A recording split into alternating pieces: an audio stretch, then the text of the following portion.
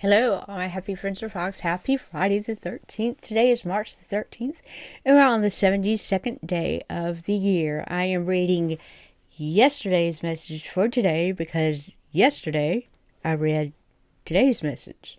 So, we're kind of backwards. I'm Cassie. You've reached Cassie's Corner. Please like, subscribe, hit that notification bell, leave me a comment as to let YouTube know that I fit in their algorithm and they'll recommend my videos a little bit more and I'll be able to reach more people, and I would be very, very appreciative of that. I really wish I could reach all the people, but I'm not quite global. I'm not quite popular enough, if that's the thing. To spread this all over the world. I just feel like that there's another way of thinking, that you don't have to concentrate so much on your depression. You don't have to wallow in your sadness, that you don't have to live off self-pity just to get through a day. And I do that by the Daily Stoic. It's a book that I found when I was in the midst of my hardest times. No, I think I was actually coming out of being depressed. I think I'd actually been like, okay, I'm tired of feeling this way. I need something more. So it's been within the last 6 years, because I have my first compliment happened about 6 years ago. And then from that, I've built my way up. So it was during that time that I found that the Daily Stoic, the way that they behave, the way that they can enter a war, into a battle, or know that they have something to fight for, yet they want to make peace with themselves. They want to make peace with their opponents. I won't say enemies, because an enemy is someone that you really don't like. They're not like that. They're not going to have an opponent that they're going to spread rumors about, lie about, and have to go to sleep with that kind of guilt or that kind of affliction on their character. So they wanted everything to be peaceful. They wanted everybody to walk away with dignity. And we're talking about the ancient Romans and Greek emperors, Seneca, Marcus Aurelius, Epictetus, that kind of thing. So it started around 500 BC. So it's really, really ancient way of thinking. It's a theory. I am not a Stoic per se. I'm not a philosopher per se, but I do, for the sake of my sadness, or for the sake of my mental health, I do practice more of what they preach now than I did before. When I was deep in my deep, dark depression, I was sleeping all the time. I was angry. I would throw fits. I would be almost abusive, I want to say, to certain people. I would blame other people for things that would trigger me, when it was me who needed control what was triggering me. It was me that was responsible for my triggers. Nobody else is responsible for your triggers. If it triggers you, you've got to figure out a way to get over that. It's not, everybody's like, well, let me not say that because it's going to trigger Cassie. And that took a lot to understand that nobody else is responsible for triggering me. I have to be responsible for how I feel. I have to be responsible for what I think. I have to be responsible for what happens inside my brain. Okay, so it's harder said than done. It takes a lot of mental, it's mentally exhausting. It really is, to try and switch your brain into thinking not what it always thinks, because it's comfortable. You wake up every day and you're like, oh no, not today. But then you get to where you're feeling responsible. You're taking yourself accountable for the things that you're thinking, the things that you're behaving with, the way you treat people. You're holding yourself accountable. You're thinking about it. You're making a conscious effort. It takes a lot. But I wake up now and I'm like, oh, another day. I get to find out what's going to happen today. I'm excited. I'm joyful, and I'm not really into too much energy. I wish I'd done this sooner, because 20 to 15 years of deep dark depression is kind of much. I wasted a lot of time, and now that I'm older, I don't have the energy to support my joyful self. Maybe it'll come. You never know. Anything could happen. But we are on the 72nd day of March 13th. Again, I'm reading yesterday's message today, because I read today's message yesterday. I kind of switched them up. So we're going to go ahead and read this, and we'll see how things go. I think this is very important. I've said this before.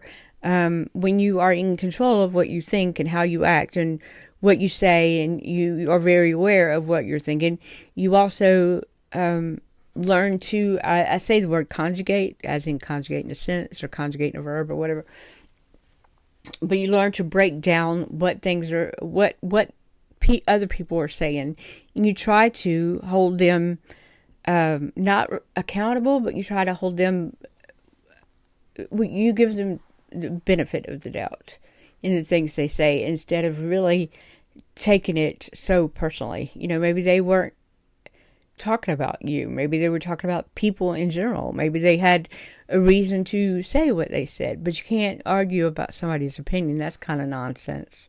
That's kind of not benefiting either you nor them. So let's not argue. Let's keep it in our minds that if somebody voices their opinion, all we can do is to try to counteract that. They may change their opinion, or they may stick with the opinion they already have. And that's fine. Everybody's allowed to have their opinion. Aren't you allowed to have opinions? You have many of them. I know you do. And that was one of the blockages that I was experiencing. Everybody's supposed to think like me. Everybody's supposed to, blah, blah, blah, blah, And that's not how the world works. Everybody's got opinions. I think without everybody's opinion, I think creativity comes from different opinions. You know what I mean? If somebody will have this opinion, this input in a subject, and that person will, and we can grab everything from everybody's opinion and start something creative. Everything is not wrong just because it's not yours. You understand? Okay. So, seeing things as the person at fault does. Whenever somebody has done wrong by you, immediately consider what notion of good or evil they had in doing it. For when you see that, you'll feel compassion instead of astonishment or rage. For you may yourself have the same notions of good and evil, or similar ones, in which case you'll make an allowance for what they've done. But if you no longer hold the same notions, you'll be more readily gracious for their error. And Marcus Aurelius said that in his Meditations. Socrates, perhaps, was the wisest person to ever live, used to say that nobody does wrong willingly. Do they? Just thinking out loud. Sorry. Meaning that no one is wrong on purpose either. Nobody thinks they're wrong, even when they are. They think they're right. They're just mistaken. Otherwise, they wouldn't think it anymore. Could it be that slights you've experienced or the harm that others may have done to you was not inflicted intentionally? We'll see. What if they simply thought they were doing the right thing for them, even for you? It's like the memorial of Confederate soldiers at Arlington, obviously a cause that was wrongly fought for by people doing wrong, which states in part that the Confederate soldiers served in simple obedience to duty as they understood it. Okay. Again, they understood wrongly, but it was their genuine understanding, just as Lincoln was genuine when he ended his famous Cooper Union speech by saying, "Let us to the end dare to do our duty as we understand it." Okay, how much more tolerant and understanding would you be today if you could see the actions of other people as attempts to do the right thing? Whether you agree or not, how radically would this lens change your perspective on otherwise offensive or belligerent action? So, the Confederate soldiers were obeying orders as they understood it. Whether or not those orders were wrong or right, could those soldiers have been held responsible for doing something wrong or right if they were doing it as they understood it? So a lot of people kind of do behave that way, kind of like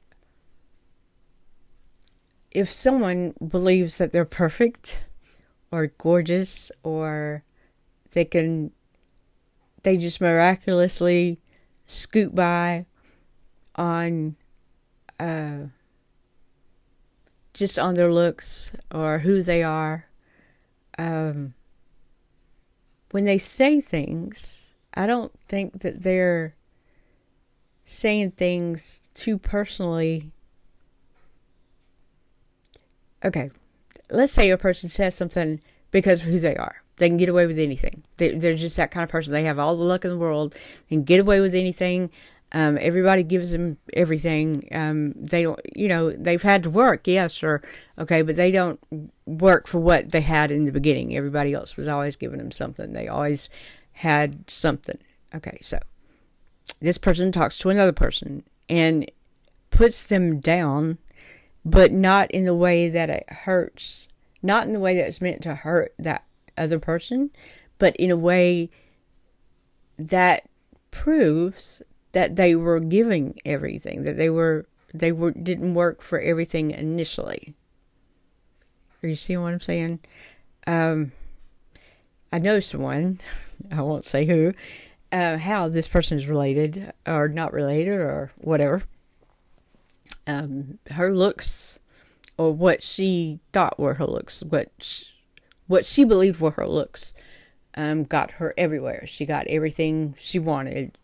People bent to her way. People did everything, she said, things like that. So when she offended me in certain situations, I had to learn throughout my depression and throughout my getting better that it was not me that she was trying to offend. It was the fact that she was used to her looks getting her what she wanted.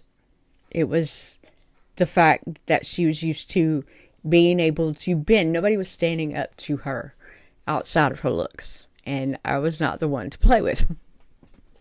So, a lot of offenses were made on her part towards me because I could not realize that sooner. I could not figure that out sooner. I always thought what was so bad about me. I'm, just as pretty as, of course, this was when I was much younger.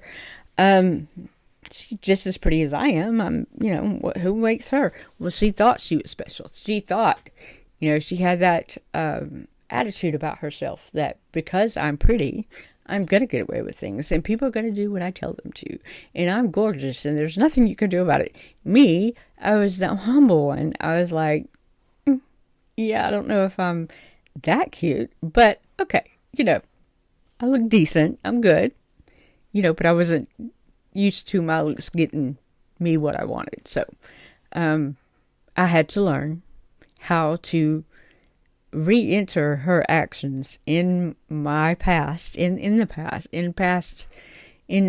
behaviors, because I had to learn why she was acting the way she was. It had nothing to do with me. I was not less than her. I was not under her. I was not, inferior to her. I was allowing myself to be inferior to her because she was used to a certain way of life. So there's one example. But it's kind of, you kind of have to think that way about everybody. They all act a certain way. There's certain things that we do as coping mechanisms toward other people that we don't realize we do them. And in the interim, it could really make offense toward them. But that's not how we're meaning it. That's our behavior. This is what we do. I have another person that their behavior is kind of their culture, so to speak, and I'm not in agreement with their culture, and it just seems that everywhere, it seems like I'm supposed to, okay, their culture, this is their culture, and I'm like, no, this is here, this is United States, this is my culture. Why do I have to bend to that person's culture? So, just that. I don't want to hear about the culture anymore. This is my culture. You're over here. I'm not dealing with it. I'm not listening to it. I'm not giving you that excuse anymore. Just saying. just saying. Just the way things are. So, because of her culture, or their culture, I guess they think they're allowed to do this or that and the other, and I'm like, nope, not happening. So there we are. Again, further proof that before you get upset over what somebody says or what somebody's opinion is or what they say in offense to you, go back and think about their stance. Think about what kind of person they are. Are they one of those people that are used to getting away with stuff? Are they doing it out of their culture? Are they doing it out of, who they are, their looks? Are they arrogant? Are they conceited? Don't be mad if somebody says they're prettier than you or better than you. You know better. You know better. You don't have to live that way. That's not the way you live. Let that be the way they live. If that upsets you, then just try to bear with it, because confronting them is not going to help at all. Again, let's not argue over opinions. It's not going to do any good to argue over an opinion. I had said something earlier, and my children didn't learn how to drive until their late 20s. And it was there. They weren't like, teach me to drive at 16. It wasn't like that at all. It was not. They were in their late 20s, and I told someone that I really didn't feel like having them drive because there was a lot going on, but they didn't wait for me to tell them, hey, they're not really looking forward to driving either, but they were taking it as I was keeping them off the road. Because I was scared. I was keeping them off the road. They actually had no interest in driving until they were late in their 20s. So there's that. Somebody else was mad at me for my opinion. Yeah, I was scared for them to, be on the road. Everybody's scared for everybody to be on the road that they care about, but they were actually not showing any interest in driving whatsoever. So how could I push that on them? Hey, come on, let's go drive the car. If they're not asking to learn how to drive, why would I, push them to do so? I didn't get it. So I hope everybody has had a wonderful work week. I can't believe it's Friday already. I want to make sure that you are saying your affirmations. It's crucial that you say affirmations in the way of truthfulness so that you are believing what you were saying about yourself. I'm a mother. I'm a daughter. I am such and such in my career. I have accomplished this much. I have gotten over this much. I have, so that way when you're able to say, hey, I'm awesome. Yeah, you're awesome. You are absolutely awesome. All of you are. All of you are worthy. All of you are probably worth much more than you deserve. Trust me. Trust me, we're all amazing people. I do believe that with all my heart. Try to find somebody you appreciate. That kindness will move over to, it'll roll over and let you be kind to yourself. A lot of us are not kind, especially if we're sad. We're thinking we're losers and, we think the worst for ourselves. We're our worst critic. But you really have to be kind to yourself. You're not as bad as you think you are.